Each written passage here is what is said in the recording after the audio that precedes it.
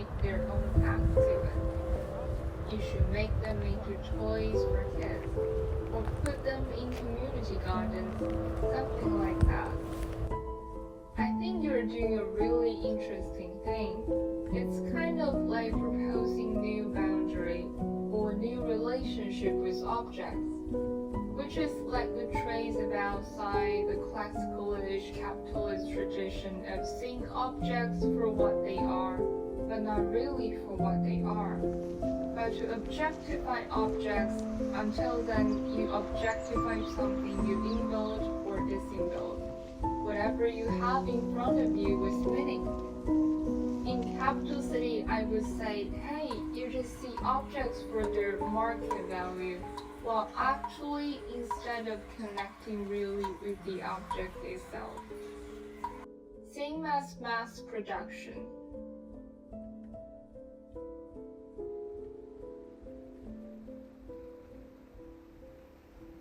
Everything is the same. What you're doing is like going back to the root to connect more with the environment that you have around you. The thing is, for you guys, for me as well, we're not from here. As we actually travel more, in sense of actually perceiving that this in place of your end or being to. You're using the things that no one's using before to turn into something.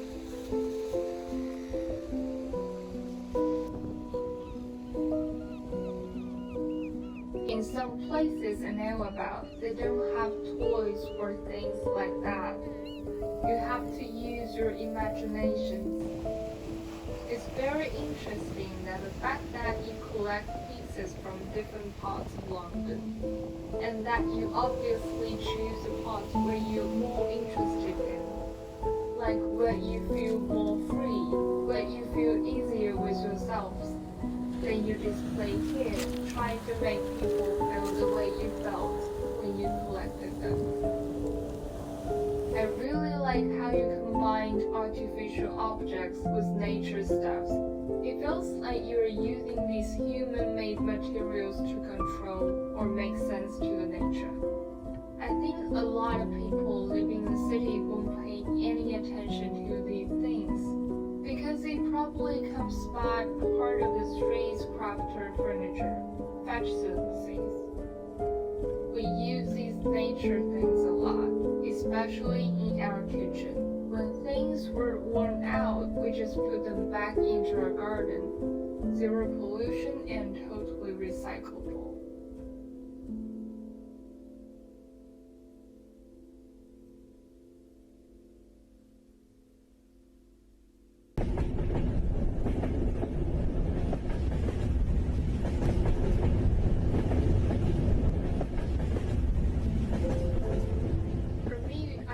Most of the years outside, like we go to the woods or something. So I like watch the trees change. So the seeds and leaves are getting ready to fall, and I see the bugs start to move. Which I don't know. Actually, even I haven't really noticed that here. At home, I would look out for that, but here, I haven't looked at any of the trees or anything. We just look at the architectures. We should get children to notice what nature there is around them. It's really important to get kids involved. I've got no definition on this, but I do think if you enjoy doing this, you should do it. It's great. You can paint something on it using organic paintings like flowers. I'd like to buy this. For 10 pounds.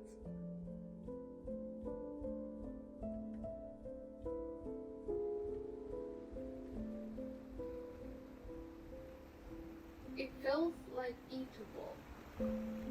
These small things feel like very ancient. People in European countries, they don't appreciate them a lot. This doesn't mean anything actually, but usually for Asian people, this is art. It's really human to find uses for things, but look at those birds out there, finding a use for the wing.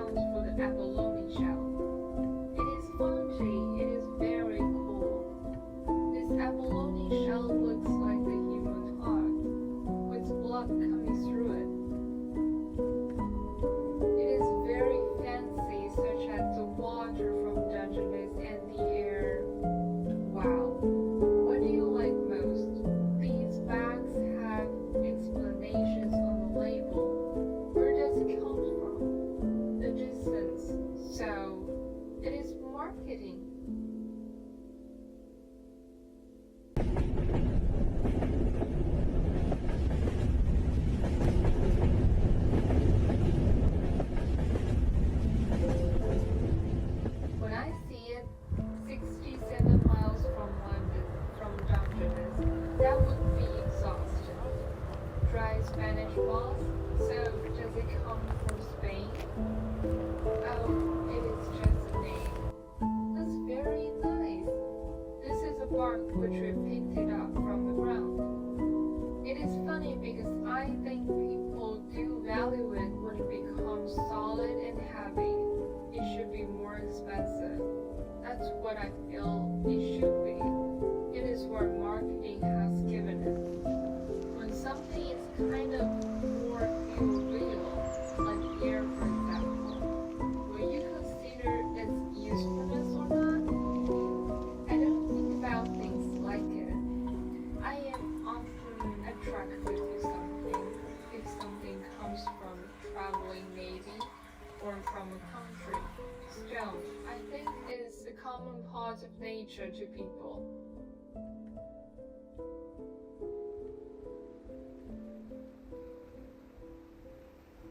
Maybe we don't value it because it is more obvious. They are in the beach like shells. They're quite common. But something like that, it is not very common to see. You probably need to walk across the forest. So useful or useless is not very important to me. I quite like useless things. They are excitingly pleasing. It is really nice. I would like to pay £10 for the cushion box.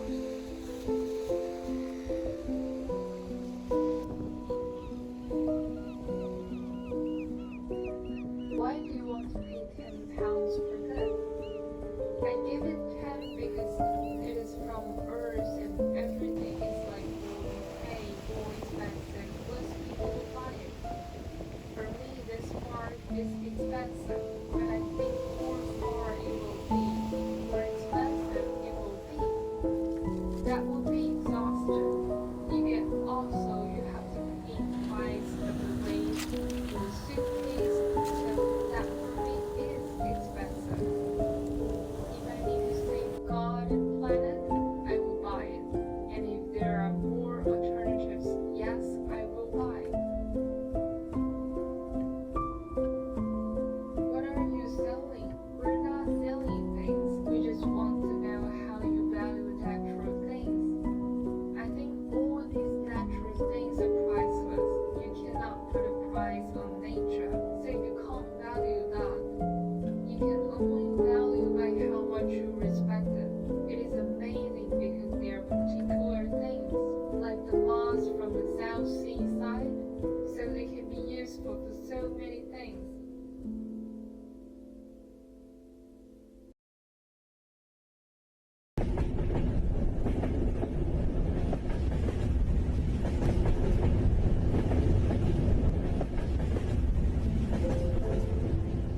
I never see anything like this before. You collect things from nature and directly sell it on the market. It would pay £6 for it. I want to use a cobblestone for house planting. Yeah, actually we don't know it can be used to plant. I'm not interested in anything. This seaweed is so unique, so I won't take it home because other people need to see it. And this is the sand from Dungeness. Wow, and the air. Or I can use moss to watering flowers, and its water comes from the forest. And I can show you when I make fun. I can show you. My daughter loves stones, so she takes some stones home. Really? You really want to know how much I prize these natural materials, these fungi or moss?